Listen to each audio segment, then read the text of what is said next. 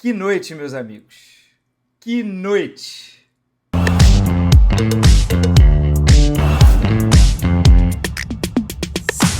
Fala, rapaziada, mais um vídeo no canal do Canedo chegando. Deixa eu tirar os óculos escuros. Eu não sou Renato Gaúcho, não posso meter essa marra, mas hoje o vídeo é lá no alto, né? De êxtase, de alegria, de esperança, porque o Arsenal trucidou o Real Madrid no Emirates. E foi aqui, eu tuitei, posso cravar, foi a maior noite da história recente do Arsenal. Foi talvez a maior noite do Emirates, inaugurado em 2006. Incrível jogo, incrível vitória, simplesmente sobre o Real Madrid, o Papa Títulos, o time que mete medo em todos.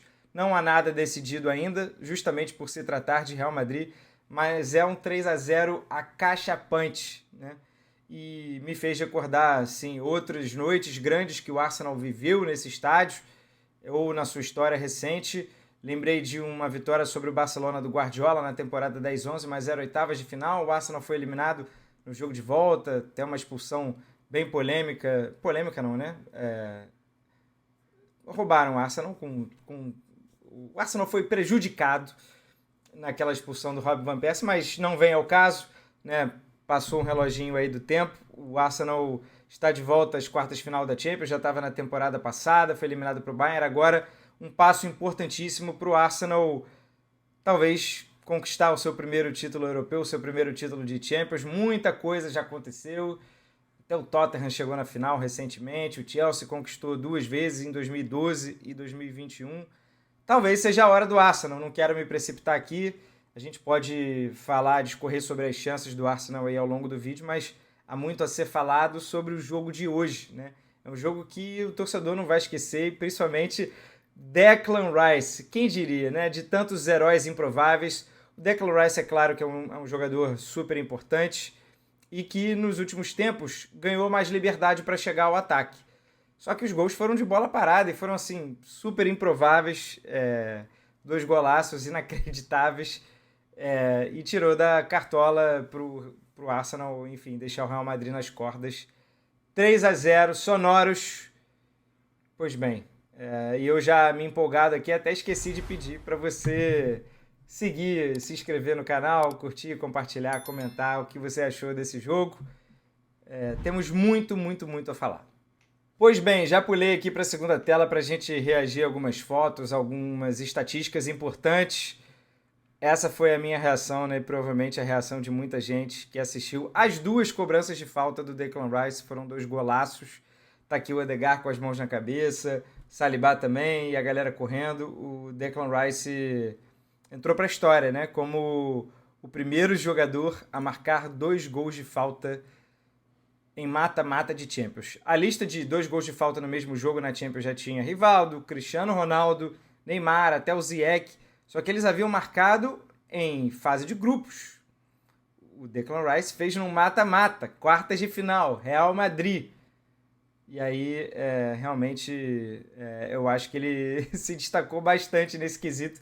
Até porque uma falta foi no estilo Roberto Carlos e outra falta foi no estilo David Beckham. E o Declan Rice marcou pela primeira vez, né? Fez os seus primeiros 2 gols de falta na sua carreira. Então, essa é a beleza do futebol. O Arsenal foi o melhor time, o Courtois fez ainda grandes defesas, talvez tenha impedido um placar elástico, mas o futebol acabou sendo decidido a manchete, né? A grande história é, um volante que custou 115 milhões de euros foi lá e fez os seus primeiros gols de falta da carreira. E é isso. Puxei aqui alguns números para a gente falar aqui do jogo. As bolinhas são as finalizações e a bolinha é em vermelho quando saiu o gol. Então, percebam que em finalizações foi até um número próximo. Só que quem assistiu ao jogo, né, para quem está lendo as estatísticas, sabe que o Arsenal mandou no jogo. E aí temos uma noção aqui do XG, porque os 2 gols de falta do Declan Rice somaram 0,08 de XG. Eram gols muito improváveis. Então o Arsenal criou 1,43 contra 0,5 em lances no tempo normal, né? Ainda teve o gol aqui do Merino, mas o volume de jogo do Arsenal foi super impressionante. Chances aqui na pequena área, enquanto o Real Madrid teve algumas escapadas. Essa bola aqui é a bola do Mbappé no primeiro tempo. mas eu acredito que o placar tenha sido justo, né? 11 finalizações no alvo também, dá uma noção do amasso que foi. É a primeira vez desde Liverpool em 2009 que o Real Madrid levou 4-0 em jogo das oitavas de final. Primeira vez que o Real Madrid levou 11 finalizações no alvo no mata-mata de Champions. É muita coisa, tá? Muita coisa mesmo. Então as estatísticas aqui dão tom para a gente ter uma ideia do tamanho do domínio do Arsenal hoje. E aí aqui eu puxo um pouco da linha do tempo do jogo, né? E o momento que saíram os gols, o Arsenal já vinha sendo melhor no primeiro tempo, em chances criadas. Esse grande salto aqui é aquela chance do Mbappé. O Arsenal teve uma super chance num escanteio. Depois teve outros momentos em que o Courtois fez uma defesa dupla, uma cabeçada do Rice, rebote do Martinelli. Fora as chances que nem viram finalização, né? Até no caso do Real Madrid também, o Vini deu uma escapada pela esquerda, errou o cruzamento para o Mbappé, que estava sozinho no meio. E o Arsenal também teve boas chances com o Saka, que deu um calorzaço no Alaba. Coitado do Alaba, né? Voltou de grave lesão em janeiro e teve muita dificuldade. Ele fez a falta também do primeiro gol do Rice. Então o Saka deitou e rolou ali. E o Camavinga está suspenso. O Camavinga poderia ser até uma solução, talvez venha a ser o Fran Garcia no jogo de volta. Camavinga está suspenso, tinha tomado amarelo, levou o vermelho. Outra boa notícia aí para o Arsenal, e o Real Madrid vai ter que se virar nos 30. No segundo tempo, né, que aí a impressão é do amasso, eu acredito que nesse momento aqui tenha sido aquela chance tripla. Eu imagino não, né? Com certeza foi do Merino, né? Martinelli, Merino. Aí logo depois do escanteio também teve uma chance do Rice. O Bellingham tirou uma em cima da linha, o Alaba, acho que o Alaba ou o Rudiger, né, tirou outra em cima da linha. O Courtois fez várias defesas impressionantes. O segundo tempo do Real Madrid foi realmente decepcionante. Teve uma chance do Mbappé no iniciozinho e nada mais.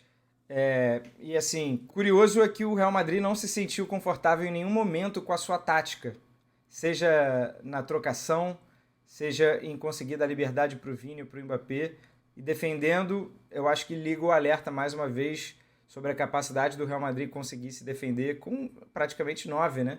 São 2 ali na frente. O Bellingham fecha o corredor ali pela esquerda, o Rodrigo está fechando lá pela direita e o Vini e o Mbappé participam um pouco. Então, às vezes a bola chegava ali para o Odegaard, para o Saka na direita, até com certa facilidade, porque o meio-campo tem que se desdobrar muito e os dois lá da frente não começam o combate, eu acho que da melhor maneira. Então o Arsenal foi se sentindo mais confortável ao longo do jogo e construiu esse placar, essa vantagem. Deixa eu puxar a resenha aqui sobre essa foto. É o pré-jogo, né, mas eu não posso falar do jogo inteiro sem mencionar a atmosfera, relatada até pelo Fred Caldeira, repórter da TNT, brilhante repórter, que estava lá, e o João Castelo Branco também tweetando. O slogan do Arsenal, cara, recomendo que você assista. Eu sei que depois do jogo perde um pouco a graça, mas o Arsenal fez alguns vídeos pré-jogo com esse slogan, Make it happen, né? Faça acontecer. E é uma frase interessante porque cabe ao Arsenal, né, superar as derrotas, as decepções que ele teve ao longo da sua história em Champions League, chegou numa final e perdeu. Faça acontecer, meu amigo, não dependa dos outros. E é isso, foi o que o Arsenal fez hoje. Então, foi uma super atmosfera destacada pelo Arteta na coletiva pré-jogo. Ele falou que nunca viu o Emirates desse jeito e pode ter certeza, cara, um estádio pulsando no mata-mata, na transmissão dá para ver a torcida do Arsenal a todo momento. Isso faz diferença, isso entra em campo. Eu sei que no Santiago Bernabéu vai ser parecido. Tem um quê ali de torcida de teatro, mas eu acho que o fator 3-0 contra vai fazer os caras, desde o minuto inicial também, buscarem. Então a torcida tem que fazer a sua parte, eu acredito que tenha feito hoje. Olha a frase aqui do Arteta, né? Essa noite não é sobre fatores exatamente de campo, né? Ele disse aqui, a atmosfera que criamos antes do pontapé inicial, algo que ele não viu antes, e depois momentos individuais mágicos que decidem as partidas de futebol. E aí ele está falando dos gols de falta do Declan Rice, né, que resumem bem a noite. Então, parabéns aí à torcida do Arsenal. Eu, como torcedor do Arsenal, já fui ao Emirates e sempre decepcionado com a atmosfera, né? A torcida não cantava e tudo mais. De uns tempos para cá, e o Arteta ajudou a mudar muito isso, com um hino, né, uma música tradicional antes do jogo, North London Forever, e e assim, sabendo, né, o time como um todo, o clube, sabendo mexer com essa gana, essa vontade de participar, de se fazer presente. Então, esse é um ponto que eu deveria destacar e está aqui bem destacado. Faça acontecer, Arsenal. E aí, só para destacar aqui, eu gostei muito desse meme. A primeira falta, muita gente falou que o Courtois poderia ter montado a barreira melhor. Se a gente for olhar na câmera traseira, exatamente alinhada ali com o travessão, o Valverde está até um pouquinho depois da trave. Então, tudo bem, beleza, poderia ter colocado mais um jogador? Ok, bota um quinto elemento ali na barreira. Quem assistiu a falta ali também por aquele ângulo, sabe que um jogador não seria suficiente. A bola fez uma curva tão impressionante que um quinto elemento na barreira não teria feito diferença. Mérito total do Declan Rice. E aí é claro que é piadinha o Roberto Carlos, que é aquele gol que o Roberto Carlos fez no Brasil e França em 1997, se não me engano, o torneio de Toulon. Só que aí o Roberto Carlos fez algo ainda mais difícil, porque foi trivela, né? Foi com o pé esquerdo nesse lado do campo. Foi até mais ou menos aí um pouco mais para trás. Então uma super comparação válida com o Roberto Carlos, que foi, né, que estava presente no jogo. Ai meu Deus, vamos lá. Que estava presente no jogo e foi filmado logo após o gol. Então, assim, é aquela sacada boa do cara, do diretor de corte de TV, né, que pegou ali o Roberto Carlos.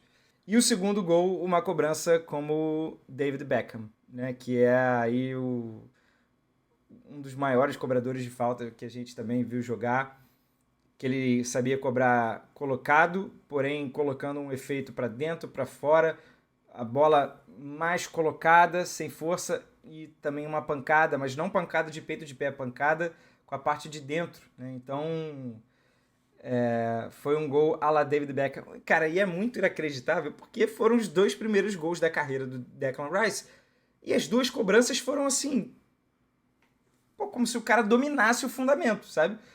E em 9 temporadas da carreira do Declan Rice, ele fez os seus primeiros 2 gols de falta, que é inacreditável, inacreditável.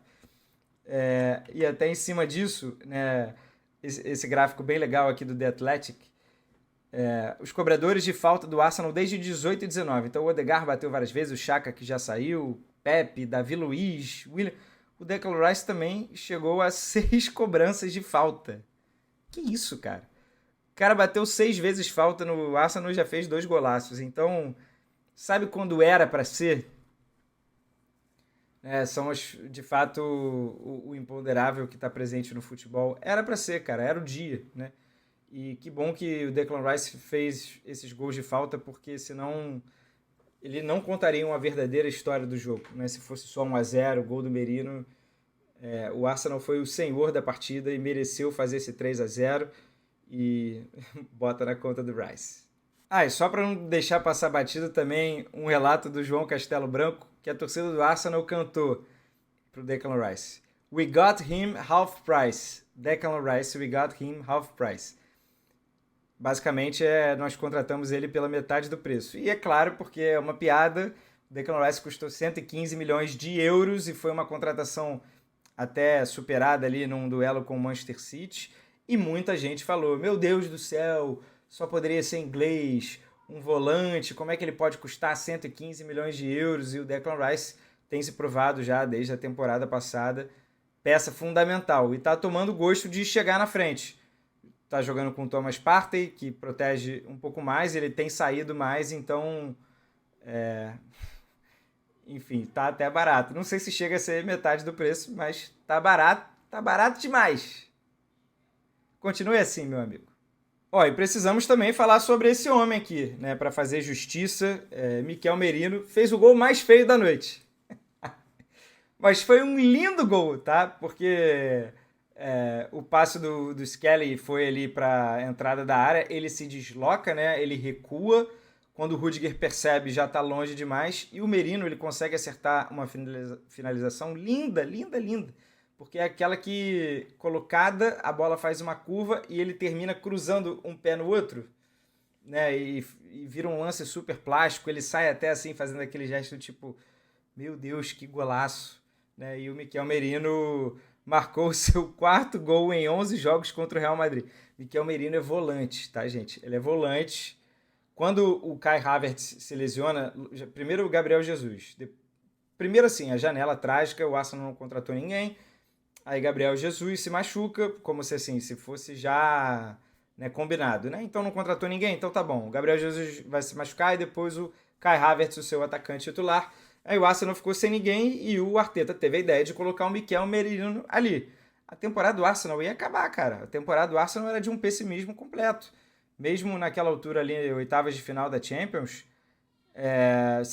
todo mundo já sabia que não dava para competir na Premier League. Pode ser que ainda dê, mas eu acredito que não. Acredito que o Liverpool vai levar essa. Mas o Mikel Merino, cara, se mostrou muito importante, fazendo gols importantes. Agora já são 6 gols em 10 jogos desde que ele passou a ser centroavante em fevereiro. Então uma peça importante aí para o renascimento da temporada do Arsenal, muito combalida, com lesões, né? Imagine o que seria talvez desse time ainda melhor, mais pronto, ou mais bem colocado na Premier League, por exemplo, se não tivesse perdido o Martinelli por 2 meses, o Saka por 3 meses, Calafiora tá fora agora, Gabriel Magalhães não joga mais na temporada, jogou o Kivior hoje, gente. O Kivior jogou contra o Real Madrid e o Arsenal não sofreu. Pode ser que venha a sofrer no jogo de volta, cada jogo tem a sua história. Ele não é um zagueiro confiável, mas imagine o que poderia ainda ser da temporada do Arsenal se tivesse completinho.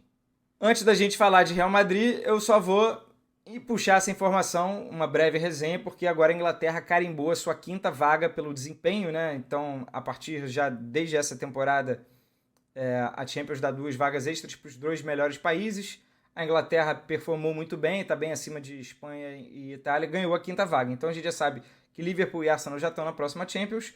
E aí são 3 vagas para esses times aqui. Manchester City, Nottingham Forest, Newcastle, Chelsea, Aston Villa e um pouquinho do Fulham. Lembrando, a Inglaterra pode ter 7 times na próxima Champions. Para isso acontecer, o Aston Villa tem que ganhar a Champions e não terminar no top 5. Agora virou top 5.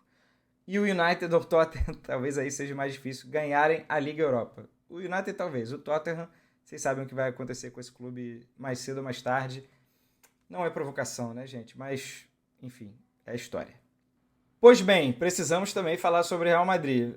Voltando aqui para a tela cheia, o Real Madrid vai precisar agora, mais uma vez, de um milagre, ou do pacto que a gente gosta de dizer. Esse clube, de fato, tem uma relação muito diferente com a Champions, que só ele conhece, muito íntima. Ele realmente conhece os atalhos. Nem sempre vai, mas né, tá todo mundo também de sobreaviso, digamos assim. É o famoso... talvez realmente não dê, mas fica de sobreaviso aí, sabe? Não vai embora não, né? Ainda não vai embora não, de repente você vai ser chamado. É a relação do Real Madrid com a Champions League. Então... Na história recente, né? Semifinal do ano passado, que o Roselu faz os 2 gols nos acréscimos, e aí a temporada 21-22 de título, todo mata-mata ali, PSG nas oitavas, Chelsea nas quartas, City na semifinal, aquele jogo do Rodrigo, a final contra o Liverpool, que é a maior da atuação de um goleiro na história da Champions League, as defesas do Courtois. Então o Real Madrid é um clube que convém não duvidar. Porém, o fato de também, com frequência, exigir um milagre, cara, eu não sei, né, até que ponto isso também é pra gente levantar essa bola e discutir sobre as muitas e muitas vezes em que esse time deixa jogar e tá exposto e tá sujeito a essas noites de chuvas e trovoadas. Não é um time muito linear, sabe?